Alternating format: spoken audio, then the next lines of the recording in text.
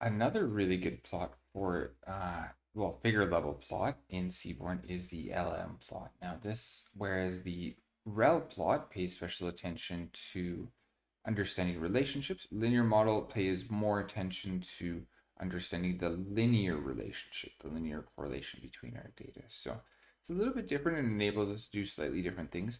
You will find that you can do so many of the same things in each one of the figure level plots that really versatile. Plus, one of the main things here is again with the figure level, you're able to use a row to separate what you're plotting on each row, use the column argument to separate what you're plotting on the column, and really then again do each bivariate relationship by the subcategory in each quadrant, and then even change the hue color to do sub categories, and really start to understand how that very subtle bivariate relationship, that linear relationship, changes as we get deeper into the data and we start subsectioning data in really kind of doing that very granular look. And that's when you'd want to use one of these is either the rel plot or the linear model plot. You'd want to use your very deep into, you really want to understand that you want that level of detail. These are not plots that you would maybe start with, but these are plots